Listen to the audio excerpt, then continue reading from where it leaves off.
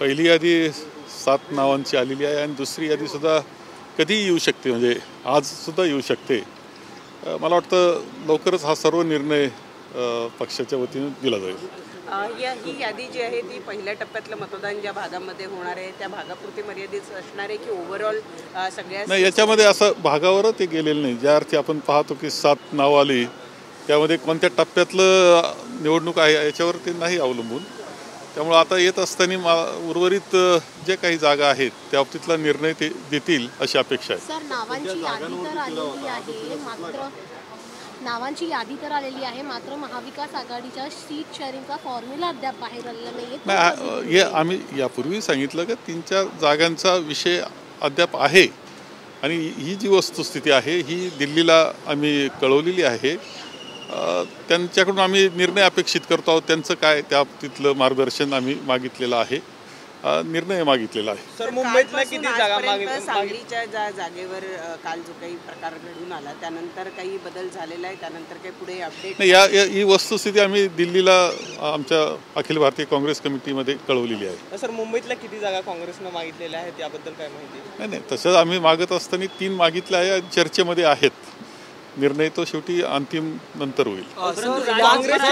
स्वरा भास्कर यांची देखील नावं जी आहेत ती संपूर्ण पूनम महाजन यांच्या विरोधातल्या त्या लोकसभा मतदारसंघामध्ये तुमच्याकडनं चर्चेत आहेत.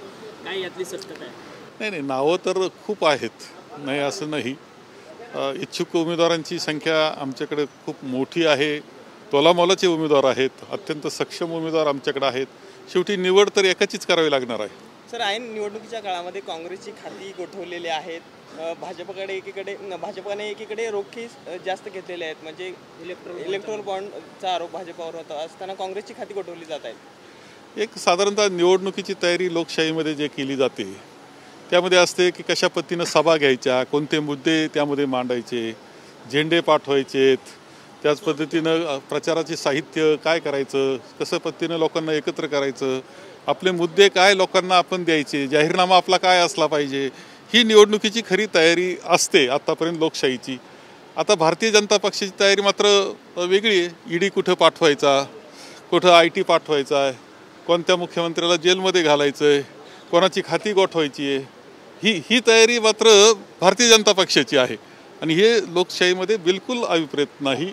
दुर्दैवानं ही परिस्थिती आपल्याला पाहावयास मिळते की ज्यावेळेस आपण स्वातंत्र्याचे 75 वर्ष आपण पूर्ण केलेले आहेत, अशा या काळामध्ये या पद्धतीनं लोकशाहीला वळण जे लागतं आहे की मुख्यमंत्र्यांना जेलमध्ये टाकणं, हे कितीच म्हणजे विशेष गोष्ट घडते. IT, ED सगळ्यांचा वापर चाललेला आहे.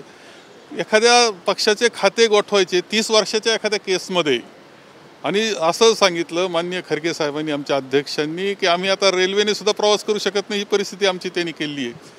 शेवटी हे सर्व जनता पाहते आहे, हे विसरून चालणार नाही आणि जनता योग्य प्रकारचा निर्णय केल्याशिवाय राहणार नाही आणि लोकशाही वाचवण्याकरता जनता समोर येईल आणि ही लोकशाही, ही राज्यघटना वाचवेल. सर, काल सिल्वर ओकच्या संपूर्ण महाविकास आघाडीच्या बैठकीमध्ये शाब्दिक चकमक घडली आहे का? कारण की संजय राऊत हे त्या बैठकीमधनं तडकाफडकी उठून गेले आणि नाना पटोले आणि तुम्ही आणि संजय राऊत यांच्यात काही शाब्दिक चकमक घडली? ही बातमी अशी येतीच कुठून? चकमकीची आवाज काही बाहेर तर आले नाही तुम्हाला? काही चकमक नाही. शेवटी चर्चा असते. त्यांना जायचं होतं, कोल्हापूरला जायचं होतं, वेळेचा प्रश्न होता आणि त्यामुळं ते त्या बैठकीतून बाहेर गेले. त्यामध्ये कोणती चकमक नाही. मुद्दे आम्ही मांडतो, चर्चा आम्ही करतो, पण त्याला हे चकमक किंवा वाद असं स्वरूप त्याला नाही.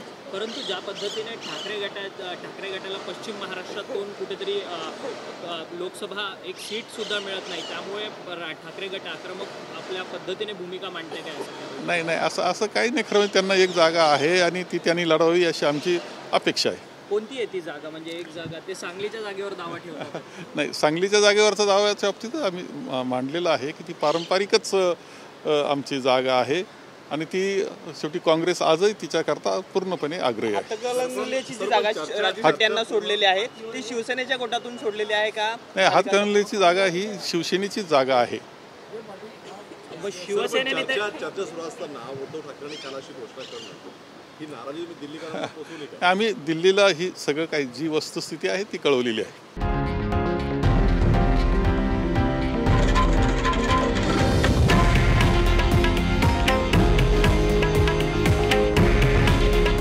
हे आहे देशातील नंबर 1 न्यूज नेटवर्क आणि आपण पाहत आहात TV9 मराठी.